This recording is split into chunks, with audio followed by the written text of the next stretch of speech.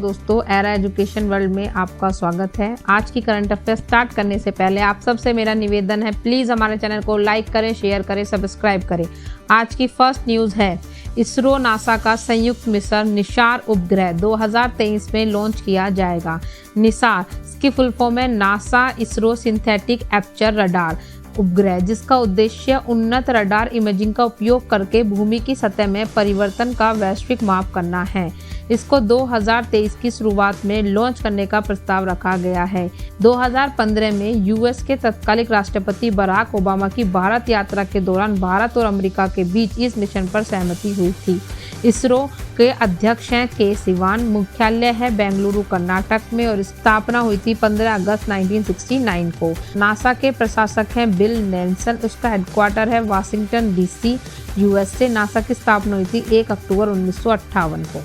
Nikol Pashinyan को Armenia के प्रधानमंत्री के रूप में फिर से नियुक्त किया गया है। सिविल कॉन्ट्रैक्ट पार्टी के नेता पासियान ने जून 2021 में हुए संसदीय चुनावों में अधिकांश सीटें जीती थी। 40 वर्षीय पासियान को पहली बार 2018 में प्रधानमंत्री के रूप में नियुक्त किया गया था। आर्मेनिया की राजधानी है येरेवन, मुद्रा है आर्मेनियन नाटक। थर्ड न्यूज है हमारी, भुवनेश्वर में कोविड-19 के खिलाफ 100% टीकाकरण करने वाला देश का पहला शहर बन गया है। भुवनेश्वर नगर निगम ने कोविड-19 के खिलाफ बड़े पैमाने पर टीकाकरण अभियान शुरू किया था। इस मील के पत्थर का श्रेय टीकों के लिए हर समय 55 केंद्र चलाने वाली बीएमसी को जाना जाता है। बीएमसी के पास शहर में करीब 9 लाख लोगों का रिकॉर्ड है जिनकी उम्र 18 साल से ऊपर है, जिसमें करीब 31,000 स्वास्थ्य कर्मी, 33,000 फ्रंट लाइन वर्कर, 5,70,000 लोग और 18 से 44 साल के आयु वर्ग के हैं। 3,25,000 लोग 45 वर्ष अधिक आयु के हैं।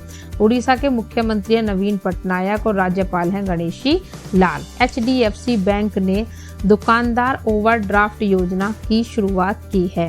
एचडीएफसी बैंक ने सीएससी एसपीवी के साथ साझेदारी में जो हमारे खुदरा विक्रेता होते हैं, यानी कि जो रिटेलर होते हैं, उनके लिए यह ओवरड्राफ्ट सुविधा शुरू की है। एचडीएफसी बैंक की इस योजना का जो मुख्य उद्देश्य है वह दुकानदारों और व्यापारियों को नकदी की कमी को दूर करने में मदद करना है।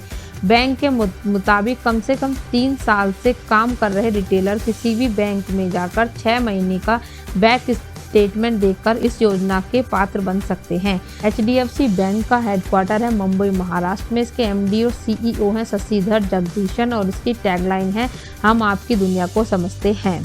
पिंगली वेंकैया 2 अगस्त 2021 को जो हमारे उपराष्ट्रपति हैं एम वेंकैया नायडू, उन्होंने राष्ट्रीय ध्वज तिरंगा के डिजाइनर और महान स्वतंत्रता सेनानी पिंगली वेंकैया की जयंती पर उन्हें श्रद्धांजलि अर्पित की। 2 अगस्त 1876 को आंध्र प्रदेश के कृष्ण जिले में पिंगली वेंकैया का जन्म हुआ था। 1918 तथा 1921 के बीच पिंगली वेंकैया ने कांग्रेस के लगभग हर अधिवेशन में एक ध्वज की मांग का आह्वान किया। राष्ट्रीय ध्वज की आवश्यकता को स्वीकार करते हुए 1921 में राष्ट्रीय कांग्रेस ने एक बैठक में गांधी जी ने वेंकैया से नए झंडे को डिजाइन करने के लिए कहा। प्रारंभ में वेंकैया ने ध्वज में केवल 2 ही रंग डाले थे, लाल और हरा, जो हिंदू और मुस्लिम समुदाय का प्रतिनिधित्व करते थे, किंतु बाद में इसके केंद्र में एक चरखा और तीसरे रंग को भी शामिल किया गया। 1931 में भारतीय राष्ट्रीय कांग्रेस द्वारा ध्वज को आधिकारिक तौर पर अपनाया गया। 4 जुलाई 1963 को पिंगली वेंकैया की मृत्यु हो गई। लवलीना बोरगोहेन ने ओलंपिक खेलों में भारत के लिए तीसरा पदक जीता है। इन्होंने 59 किलोग्राम वेल्टर वेट सेमीफाइनल में तुर्की की बुसेना सुरमेनली के खिलाफ 0-5 से हारने के बाद यह कांस्य पदक जीता है। लवलीना एमसी मैरी कॉम के बाद ओलंपिक कांस्य पदक जीतने वाली दूसरी भारतीय मुक्केबाज बन गई हैं। मैरी कॉम ने 2012 के लंदन ओलंपिक में पदक जीता था।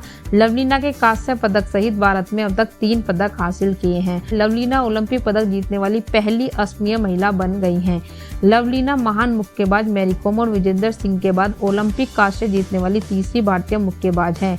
दिल्ली की medical oxygen production promotion policy 2021 को मंजूरी मिल गई है, जिसका मुख्य उद्देश्य ऑक्सीजन के उत्पादन, परिवहन और भंडारण पर निवेश करने वाले निजी उद्यमों को बिजली सब्सिडी एवं कर प्रतियुक्ति के माध्यम से प्रोत्साहित कर भविष्य में मेडिकल इमरजेंसी के लिए मेडिकल ऑक्सीजन के उत्पादन में राजधानी दिल्ली को आत्मनिर्भर बनाना है।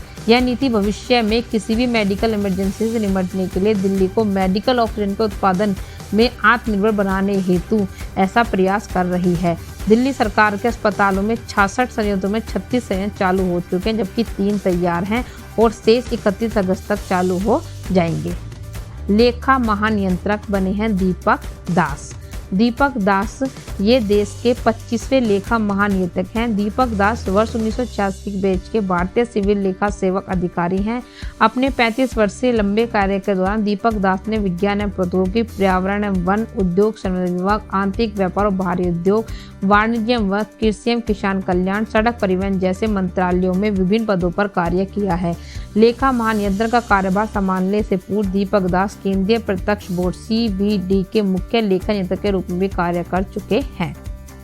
स्वतंत्रता दिवस पर अतिथि होंगे भारतीय ओलंपिक खिलाड़ी।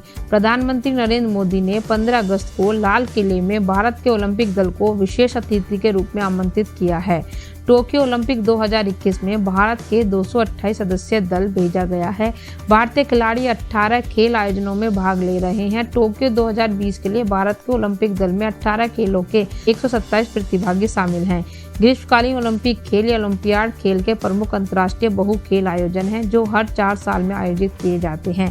पहले ओलंपिक खेल 1896 में एथेंस ग्रीस में हुए थे।